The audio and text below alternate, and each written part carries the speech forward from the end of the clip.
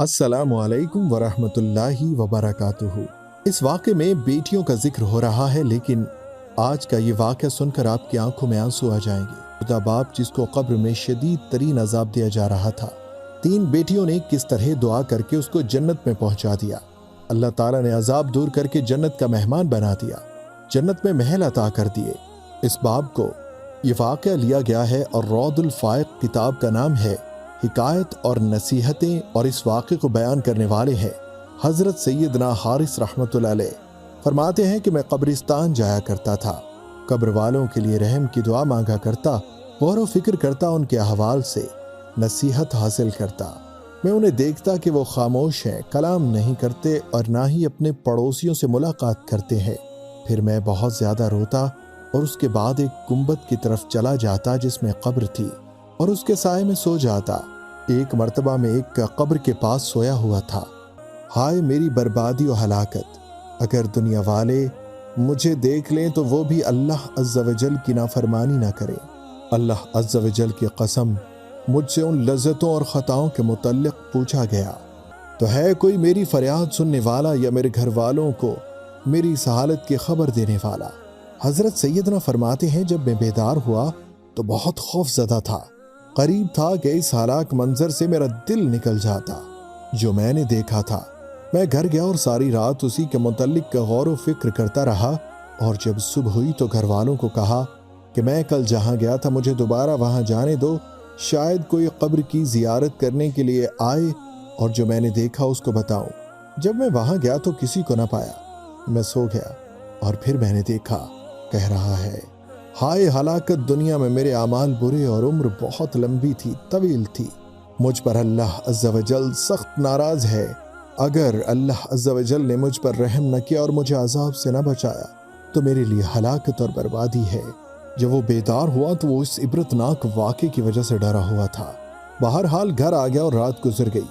जब सुबह हुई तो मैं फिर कब्र के पास चला गया कि शायद कोई कब्र की जियारत के लिए आया हो, तो मैं उसे ये सारा वाक़या सुनाऊं, लेकिन मैंने कब्र की जियारत करने वाले किसी शख्स को न पाया। मुझे फिर नींद आ गई तो मैंने इस दफ़ा साहिब कब्र को देखा। उसके दोनों कदमों को बांधा जा रहा है और वो कह रहा है, दुनिया वाले मुझसे कितने बेखबर हो चुके हैं, मुझ पर अजाब बढ़ाया जा रहा है। असबाब वसीला बहाने सब खत्म हो गए हैं। अल्लाह अज़्ज़ा वजल मुझसे नाराज़ है। मुझ पर हर सीम से रहमत के दरवाजे बंद हैं और हलाकत है मेरे लिए। अगर रब्बे अज़्ज़ा वजल मुझ पर रहम न करे तो मेरा क्या होगा? हलाकत है मेरे लिए अगर रब्बे कायनात मुझ पर रहम न करे। हज़रत सैयदना हारिस फरमाते हैं, मैं खौफ के आलम में नींद से बेदार हुआ। मैंने लौटने का इरादा किया। लौटने का इरादा किया ही था, कदम बढ़ा ही रहा था कि चांद जैसी 3 लड़कियां आईं। मैं उनसे दूर हो गया और कब्र की आड़ में छुप गया ताकि मैं उनकी गुफ्तगू सुन सकूं। उनमें से सबसे छोटी लड़की आगे बढ़ी और कब्र के पास रुक कर कहा, अस्सलामु अलैकुम। आप पर सलामती हो अब्बा जान। आपने सुबह कैसे की? आप अपनी आरामगाह में कैसे हैं और आपका अपने ठिकाने में ठहरना कैसा है? आप हमारे पास अपनी मोहब्बत छोड़कर चले गए और आपकी खबरगीरी करना हमसे बिल्कुल कट गया है। आप पर हमें बहुत ज़्यादा गम है और आपसे मिलने का बहुत शौक़ है। फिर वो बहुत ज़्यादा रोई और इसके बाद दूसरी दोनों लड़कियां आगे बढ़ीं, सलाम करके कहने लगी, यह हमारे उस बाप की कब्र है जो हम पर बहुत ज़्यादा शफीक और मोहब्बत करने वाला मेहरबान था। अल्लाह ताला आपको अपनी रहमत से खुश रखे, आपको अपने अजाब के शर और सज़ा से बचाए। ऐ अब्बा जान, हमें आपके बाद ऐसी तकलीफ़ें और गम लाहिक हुए हैं।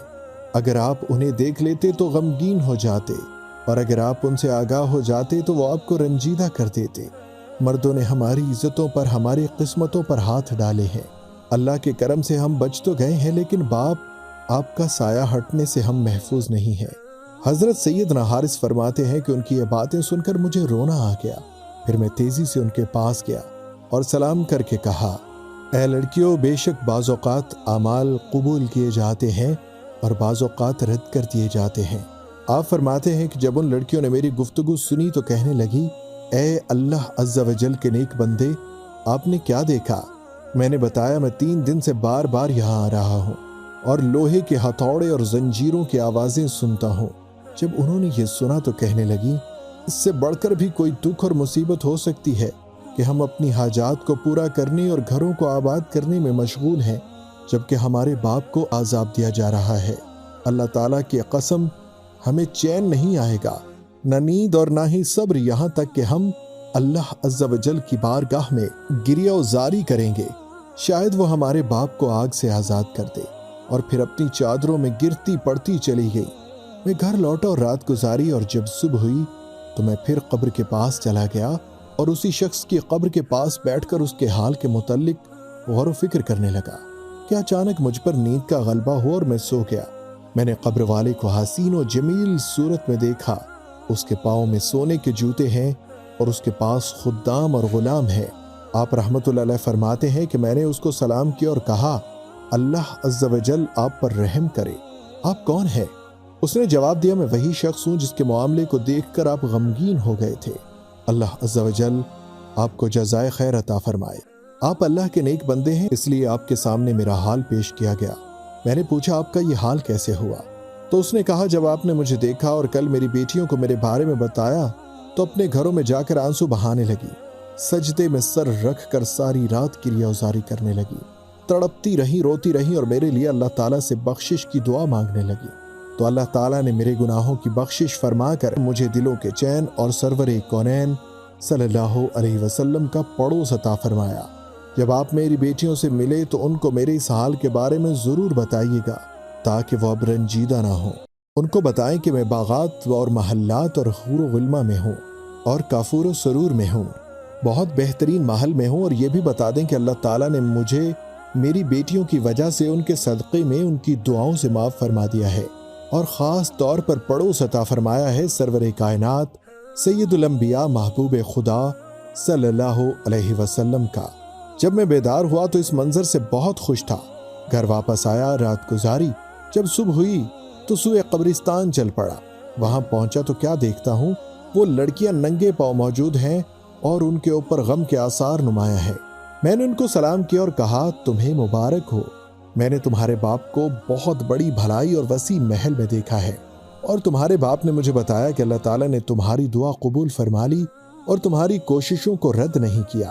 اللہ تعالیٰ نے تمہاری خاطر تمہارے باپ کو بخش دیا، لہٰذا تم اس کی حقدار ہو کہ اس کا شکریہ ادا کرو۔ یہ سنتے ہی ان میں سے سب سے چھوٹی لڑکی نے دعا شروع کر دی، اے اللہ تعالیٰ، اے عز و جل، اے دلوں کو خوش کرنے والے، عیبوں کو چھپانے والے، ہمارے غموں کو دور کرنے والے، گناہوں کو بخشنے والے، عیبوں کو جاننے والے، تو میری حاجت کو اس طرح جانتا ہے جس طرح تنہائی میں میرے گناہوں سے معافی مانگنے کو جانتا ہے۔ تو میرے ارادے، میری نیت اور دل کو بہتر جانتا ہے۔ تو ہی میرے مالک و مولا، میری پکڑ فرمانے والی ذات بھی تو ہے، میری مصیبتوں کا حاجت روا بھی تو ہے، میری تنہائی کا مونس و غمخوار، میری لغزشوں کو مٹانے والا، میری دعاؤں کو قبول کرنے والا بھی تو ہے۔ اگر میں اپنے اطاعت و فرما برداری میں کوئی کوتاہی کروں اور تیری منع کردہ کاموں کا اجتناب کر بیٹھوں تو اپنے فضل و کرم کرتے ہوئے مجھے محفوظ رکھ اور میری پردہ پوشی فرما۔ اے سب سے بڑے کریم، اے مانگنے والوں کی آخری امید اور روز جزا کے مالک، تو اچھی طرح جانتا ہے جو میں اپنے دل میں چھپائے ہوئے ہوں۔ اگر تو نے محض اپنے فضل و کرم سے میری حاجت کو قبول فرمایا اور میرے ماں باپ کے حق میں میری شفاعت کو قبول فرما لیا تو میری روح بھی قبض فرما لے کہ تو ہر چاہے پر قادر ہے۔ پھر اس نے ایک زوردار چیخ ماری اور اپنے خالق حقیقی سے جا ملی۔ پھر دوسری آگے بڑھی، اس نے بھی بلند آواز سے پکارا، اے اللہ عز و جل، اے گردنوں کو آگ کے عذاب سے دور کرنے والے، میری مصیبت بھی دور کر دے۔ تو نے میری دعا کو قبول فرما لیا ہے اور میری حاجت پوری کر دی ہے اور میرے دل کو اپنے ذکر سے آباد کر دیا ہے، مجھے بھی میری بہن سے ملا دے۔ اس نے بھی ایک زوردار چیخ ماری اور اپنی جان آفرین کے سپرد کر دی۔ پھر تیسری آگے بڑھی، اس نے بھی بلند آواز سے یہی کلمات کہے، اے اللہ، اگر تو نے میری حاجت پوری کر دی ہے، میری دعا قبول کر لی ہے تو مجھے بھی میری بہنوں سے ملا دے۔ پھر اس نے بھی زوردار چیخ ماری اور اس کی روح بھی قفس عنصری سے پرواز کر گئی۔ حضرت سیدنا حارث فرماتے ہیں کہ مجھے ان کے یہ حال احوال سے، ان کی موت کے اس طرح ایک دوسرے سے قریب ہونے سے تعجب ہوا۔ سبحان اللہ، باپ کی بخشش فرما دی اور پھر دنیا میں ظلم و ستم سہنے والی وہ بیٹیاں بھی اس دنیا سے چلی گئی۔ بے شک ماں باپ کی دعاؤں سے بچوں کی زندگی بدل جاتی ہے، آخرت بھی سنور جاتی ہے، لیکن بیٹیوں کی دعا لینے والے باپ پر اللہ تعالیٰ کس طرح اپنی رحمت اور برکتیں نازل کرتا ہے، اس واقعے سے آپ بخوبی سمجھ سکتے ہیں۔